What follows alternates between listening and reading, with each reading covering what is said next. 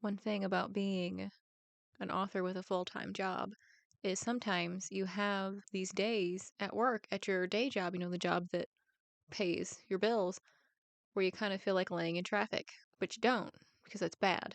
But you don't come home and write because your brain is kind of like mashed potatoes, but like not good mashed potatoes. They're like the mashed potatoes like 4 days after Thanksgiving, where you gotta like add milk and butter and really, really want mashed potatoes. That's where I'm at. That's where I'm at right now. That is where my mental state is right now. I am 4 days old Thanksgiving mashed potatoes. So I'm not writing tonight at all. There's no writing going to be happening. I try not to write during the week anyway, because as an author, you also need to be reading a lot. So I try to write primarily on the weekends, namely Saturday or Sunday. I typically don't do like hardcore writing days on both of them unless I'm really like eyeball deep in like a project that I'm doing. But typically I will do one or the other, just however it happens. But on the weekdays, I try to read more. So instead of like sitting down to work on a book, I'll be reading a book instead. Speaking of reading, I'm going to start doing at the beginning of these, just updating you on number one, like any projects that I'm working on, books that I'm working on, but also updating you on books that I'm reading. Again, it's very, very super duper mega important that as authors, we're also reading. You need to like books. So I finished, make sure I'm in frame, make sure the book is in frame too. I finished The Nightshade God. This is book 3 in, what is it called? The Nightshade Crown trilogy. This is the series that I found on Spotify, the audiobook, had no idea what it was about, absolutely fell in love with it, devoured book 1, couldn't stop thinking about it, bought more credits so I could listen to book 2, bought physical copies, hardback copies of book 1 and 2, so it would sit on my shelf because I needed copies of these books on my shelf. That's where I was. And then I pre-ordered book 3 because, of course, I discovered it was a trilogy and that book 3 didn't come out for like 6 months. Of course. I definitely recommend this series, this trilogy, to anyone who likes romantasy. This trilogy had just the perfect balance of plot and romance. Like, one wasn't stronger than the other. There is not a tremendous amount of like spice in these books. There is spice. I would not consider these spicy books. So if that's kind of the realm of romantasy that you're into, yes, definitely this trilogy. It's amazing. And it's a trilogy. It's over. The series is done. It's not one of those romantasy series that started out with, oh, there's 3 books, and then like they get popular, and then all of a sudden it's, there's 8 books. But there's no more plot. It's still like the same amount of plot that would have been in like a trilogy that's been stretched out to like 6, 7 books. And then I didn't want to jump into another like romantasy or high fantasy because I knew that no matter what book I picked up, no matter how good, it would not be as good as the Nightshade Crown trilogy. So I started reading, make sure I'm in frame, The Hollow Places by T. Kingfisher. Kingfisher also wrote what is it called? The Twisted Ones. I adore that book. It was like the first really horror book that I had read in a while, and I wanted to I was feeling something spooky, but I'm picky, okay? I'm picky when it comes to horror books. I do not like gore. I don't like excessive violence. I don't like unnecessary death for the sake of being scary. No, I like atmospheric, like genuine, like spooky things happening. So far, this book is fantastic. Like, it's horror, but it's also just campy enough that it feels not realistic, but also kind of realistic. That's what I really liked about the Twisted Ones, because it was just like the main character was cleaning out her grandmother's house in the woods, and creepy things were in the woods. And so far, this book is not as spooky, but I'm only like maybe 100 pages in, I think. Oh, yeah, I read this in one sitting also on like Sunday night. But so far, I love this book. I really, really, really like how Kingfisher writes. I've read some of her fantasy, also really enjoyed it because the writing is just spectacular. The pacing is spectacular. The characters and like how she builds her characters and the personalities that she gives her characters is phenomenal. She's a fantastic writer. And if you're looking for something a little spooky but not too spooky, Hollow Places. Visit Frame? Yes. And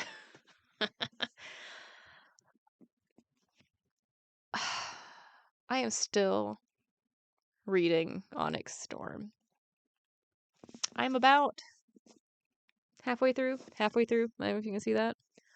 I have been reading Onyx Storm since I got it in February, March. It's been a very long time. And I loved Fourth Wing. I did. I enjoyed it very much. I read that in a weekend. But oh my goodness. Between Iron Flame and Onyx Storm, what happened? I think this is one of those series that got real popular and then got real stretchy and the plot didn't go anywhere. Don't get me wrong, I like Onyx Storm. I liked Iron Flame. It needed maybe another couple rounds of editing. But on a whole, I've kind of fallen out of love with the series for the same reason that I fell out of love with the From Blood and Ash series. Is book 1 was fantastic, loved it. Book 2 was not quite as lovable as book 1, and then book 3 was kind of and then for Blood and Ash, it was book 4 that I will never read another one of those books, just because it just went on and on and on and on and on, and nothing really happened. It was just repeating the same thing over and over and over. And I really feel like Onyx Storm is kind of getting there, where the same situation is just happening over and over again, but just at a different location. And it's getting repetitive. And I've read 20 books between starting Onyx Storm and halfway through Onyx Storm. And it's just, I've read so many other books this year that were just so beautifully paced and built, and characters that were just phenomenal, that just, I know there's probably gonna, someone somewhere is like, but you're an author, you can't talk bad about other books. No, I'm being critical as an author here. I'm giving some, all the feedback that I'm giving from these books, all the reviews that I'm giving of these books, they are coming from me as an author. And Onyx Storm just was very repetitive, and I'm not DNFing it. I will not do that. But oh my goodness, it's just taken me a very long time to get through it. And I had 2 coworkers that were like, "Wow, I read that in 2 days." I'm like, "How? How did you do that?" I read a chapter last night. I'm like, "All right, that's enough." And I think it's partially because I'm really in the mood for high fantasy, and I like Onyx Storm, Fourth Wing. It's not written as a high fantasy. The dialogue, the way the characters react to things, it's very modern, which I don't hate. It's consistent throughout the entire book, which is fine. But it's just, I'm not feeling that right now, and I haven't been feeling it for a while. And I finished, to preface this, I've been reading the Lord of the Rings, the original trilogy. I bought an ebook. It was on sale that had all 3, and of course it's going to count as one book on my Goodreads. I'm like, no, I've read all 3. And I finished book 2, not the Lord of the Rings. The Two Towers. I finished The Two Towers, and I am a couple chapters in to Return of the King. It has it's a very classical piece of literature, where it does that thing where a lot of English literature, is English, right? Tolkien was English, right? A lot of old books, let's just go that way, because I think American authors did this too. It was just how books were written 150 years ago, where there's just not a lot of detailed description as far as what characters are feeling and thinking. There's a lot of showing, there's a lot of telling. My bad. It's a lot of telling, not so much showing. And it's just a different means of getting a story across versus today's kind of storytelling. And you really have to kind of focus, maybe read between the lines a little bit, which for me, I was an English major. I read a lot of literature. I took a lot of literature classes. I loved literature classes, one of my favorite classes. Right behind the Wednesday night creative writing classes. I really like those too, because everyone was super chill. that's what I want to do with my life. I want to be like the teacher that does like the Wednesday night creative writing class, because those were the best. Then the ice cream truck would go by. There was jokes made. We never got ice cream because, the class is serious time. You're paying to be here. But The Lord of the Rings really reminds me of those classes, like the stuff that we would read in those classes, just the old, tiny books. And it's not that they're like bad or anything, this is how the classics are written. It's just how they're written. Like, my favorite classic book is Frankenstein. I love Frankenstein. I love the story that it puts forward, like the questions that it raises about like humanity, what it means to be human. But and that's a whole other tangent. I just went off on a tangent. But I just finished The Two Towers. This was the whole point. What I've thought about doing as I read it before I go to bed because it's very relaxing. Really numbs the mind. Is like after I finish the trilogy, the books, I want to actually watch the trilogy. Because I have tried to watch the Lord of the Rings movies multiple times. I have not made it very. There's a bug. Bug. I've tried to watch the movies multiple times, and I think I could only do like 30 minutes at a time because I was so bored. However, that was also, I was like probably 17. I was not very old.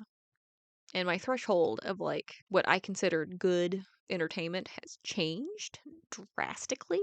So I can probably sit through like a director's cut now. I mean, with pee breaks, obviously, because adulting. I feel like there's another book.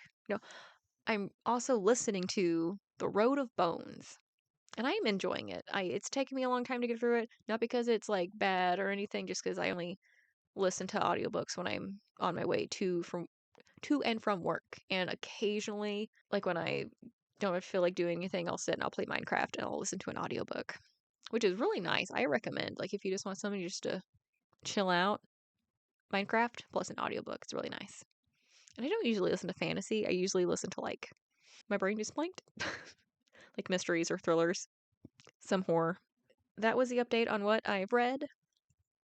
Moving into the next segment. Segments. Look, me being all professional. Trying to stay organized. Like I said, I don't do much writing on the weekdays, so I haven't done much writing this week. This weekend, however, and last weekend also, I made some serious progress. Serious progress on this one high fantasy. It's not, my brain wanted to call it a romantasy, and it's really not. It's more of just like a romantic fantasy. Kind of like in the same vein that like Stars and Bones isn't a romantasy, it's more of a fantasy with romance in it. But it's kind of in that same world, but it has been influenced going through it this time that I can tell from the Nightshade Crown trilogy, because that book has a lot of like there's like this religion, there's like these gods, and you find out that the gods aren't really gods, and there's all these things that kind of happen. Spoiler alert, also, oopsies. If you've not read the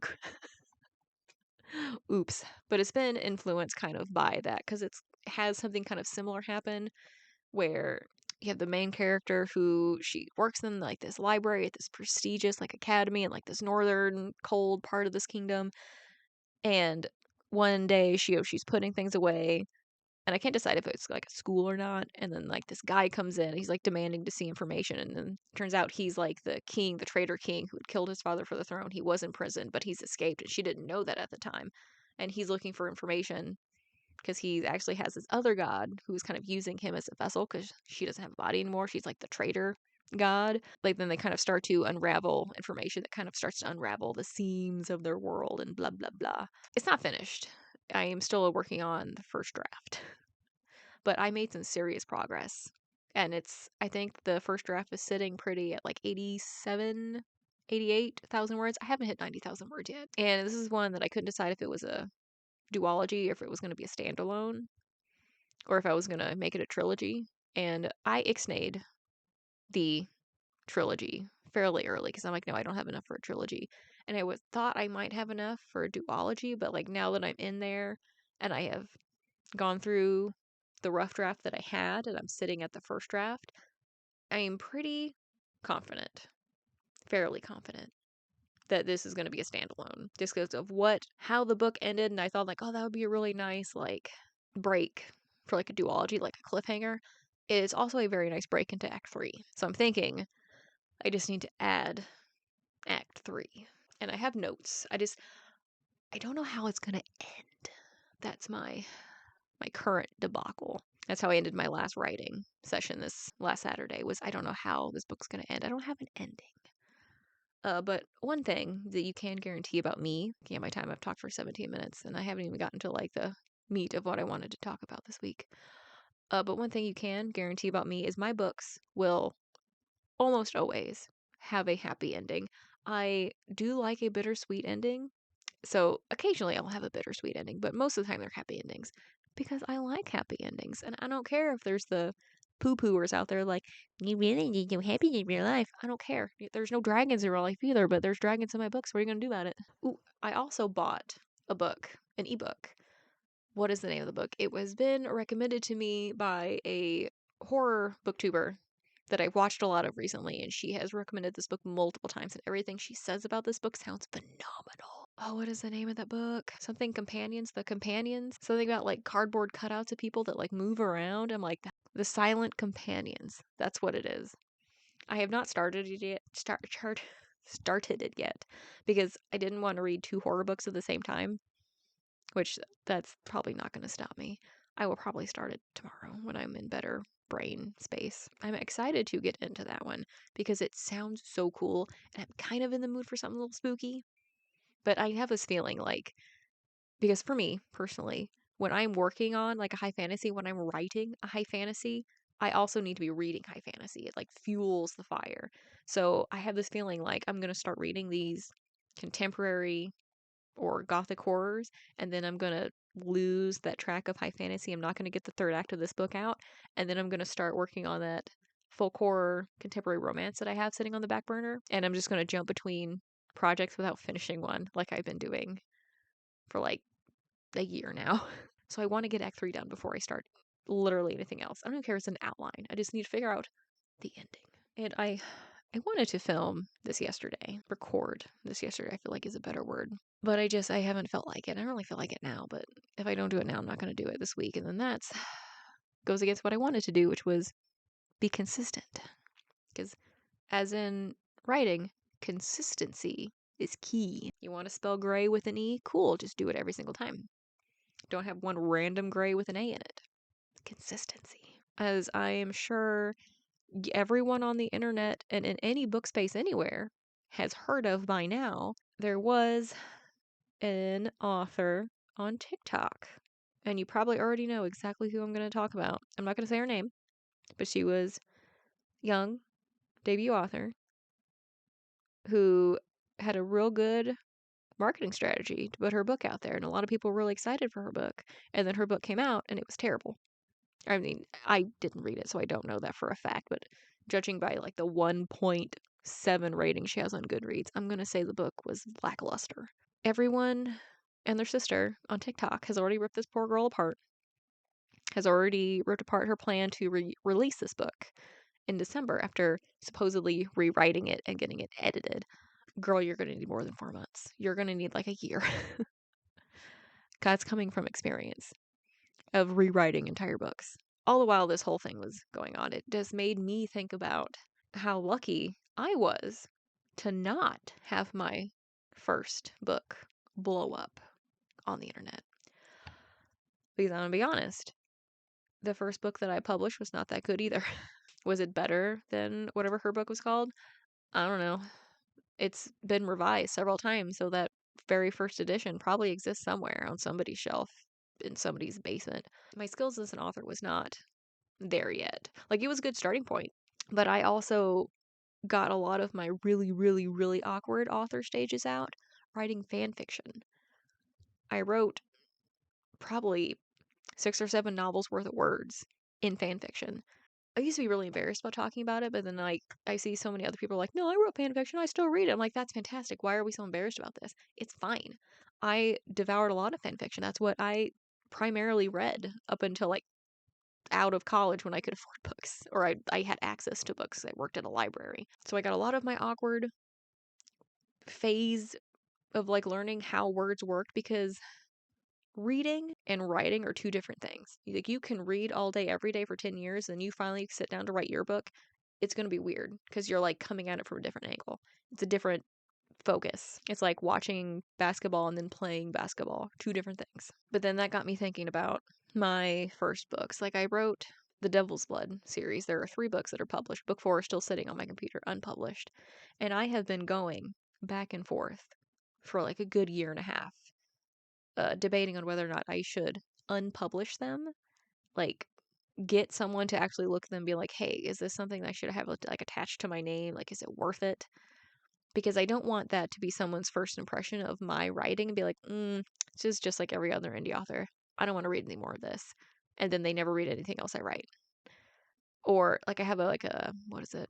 Steampunk pirate romance that I also wrote, and I haven't looked at that one in a long time because someone on KDP actually read it. KDP, that's Kindle, that's the publishing side. What is it called? Unlimited. It's Kindle Unlimited. All those books are on Kindle Unlimited. And somebody wrote, I'm flubbling all my words. Flubbling. That's the new word. The word of the day. Flubbling. I'm flubbling my words. But somebody read almost the entire book or most of the book, that pirate book that I put out. And I'm sitting here looking at the page going, because I don't remember much of that book. I haven't looked at it. So it is the exact same edition that I put out in like 2017. My writing was not very good in 17. So I'm like, should I take that book down? Should I revise it? Do I have time to revise it? Should I just take them down and put them on a shelf and just pretend that Stars and Bones is my first book? Because here's the thing. The first book that most authors write is not going to be very good. And that's okay. We all have to start somewhere. It's kind of like, the first painting that an artist draws is not going to be very good. And that's okay. You got to learn how to do stuff. You got to learn the technique. Got to learn how your brain works with that technique. It's fine. Now, do I think this author should take responsibility? Oh, yeah. Just, it's part of being an author, is accepting that you have room to grow. And if you do something and it's not very good, you can get better. Now, do I think all these people who are like, I want a refund, should get refunds? No. You bought that book. You sleep with that book. It's your book now. That's just how I feel about it. Like, I have bought so many ebooks that are like, discounted on sale that I'm like, oh, I really don't like this book. I don't even mark it as read on Goodreads. I just delete it off my Kindle and move on with my life because the dollar I spent on that ebook is really not worth the headache. And also, from the author side, the author gets penalized for those and they have to basically pay them, and it really sucks. So imagine if you had like 3,000 pre-orders and they all came back refunds. I don't want to see what that would look like on the author's end. And then also, this whole thing has made me also a little jealous because, like, how did this author on TikTok get so many views? How did she like get so much attention on this book that 3,000 people pre-ordered it? I can barely get people to get my free book that is on. Like, this is the struggle that I have. See, I'm glad I waited to do this because otherwise it would have been me just rehashing what everyone else has already said instead of taking the time to like think about it and reflect to actually give some insight. I don't know how intelligent that insight is going to turn out, but it's Tuesday night and I'm already drinking, so do with that what you will. That was words. Those were words I just said. Also, I don't know if you noticed, these are not my normal glasses because I actually sat on my glasses and they are currently in 3 pieces. And well, they are held together with electrical tape, but they don't fit on my face anymore. So these are my old glasses that are not the right prescription. And I basically have a headache every day. And I called my eye doctor the day after it happened because it was a Sunday, of course, weekends. And to preface this, for anyone watching this in the future, it is August 12th when I'm recording this, when I'm doing this. This happened a week ago. So basically the 1st of August. I called my optician. That's what they're called, right? Eye doctors. I called my doctor's office, my eye doctor's office. The soonest appointment they had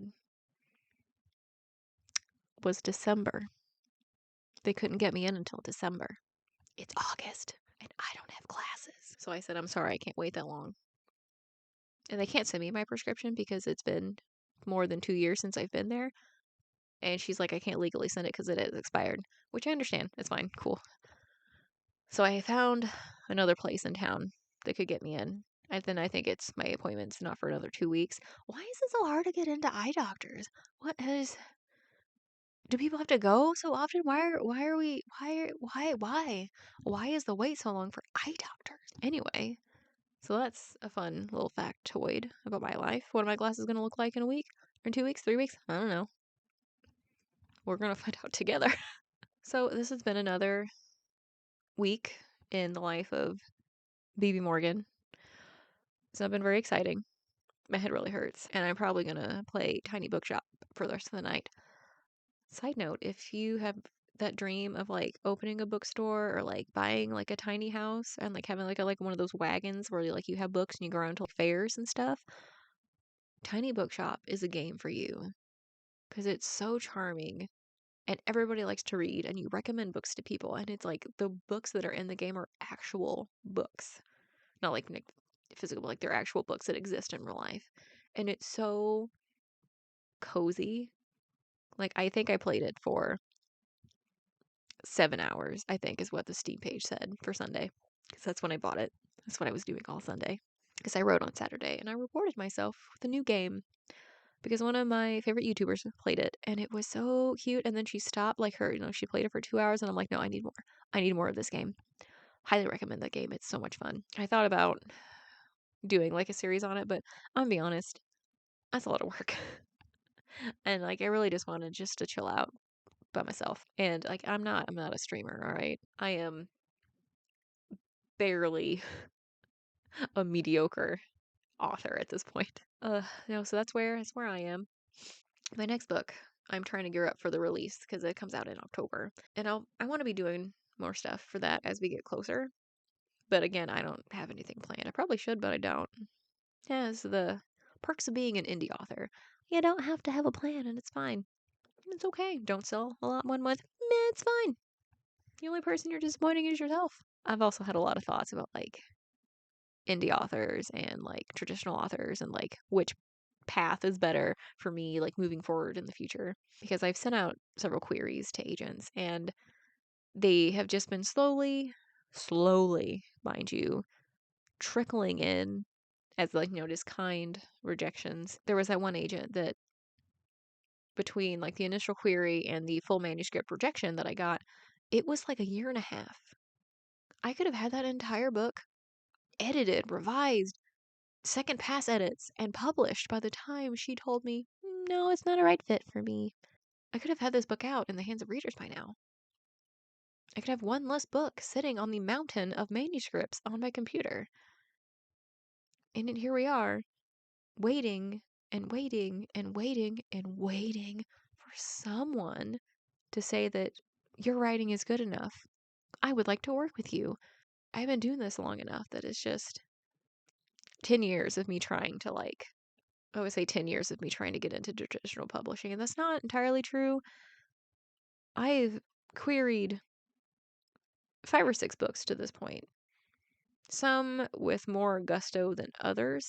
Like I'm not really like full heart querying right now. I'm like more when I see an agent post that they're open for queries on Twitter or X or whatever it is, and they're like, I'm looking for X, Y, and Z, and I have a book that has, X, Y, and Z in it. I'm like, oh, I'll submit just in case. Like they are the soulmate dream partner that I'm looking for, in publishing, business partner, soulmate partner, soulmate agent, you know what I mean? Platonic soulmate that I'm looking for my career. So that is what is happening in my life. That's what I'm reading. That's what I'm working on. That's what I'm thinking. And if you want to stay tuned for more books that I'm reading, hear about me whining about what I'm writing, anything happening in the publishing sphere, and the writing sphere, and the author sphere, you can subscribe to me. I try to do these once a week, these little writer chats, at least once a week. That was my goal when I set out.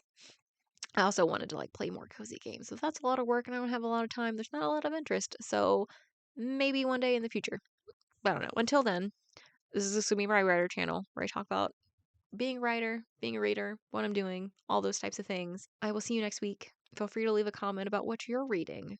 Or if you are also an author, what you're working on. What genre are you working on? Also, when I set out to do this, I also kind of wanted to find like that sense of community that I feel like I'm really lacking, that I feel like a lot of authors are lacking. Just a place where we could all just be authors together and we're all stranger friends and everything's fine. No one's, yelling at each other for, what they're reading or what they're working on. And it's just, everyone's just chill. Like a metaphorical, we can all just sit in like the same coffee shop and like not talk to each other and work on a book or read or something. That sounds nice. That's what I want.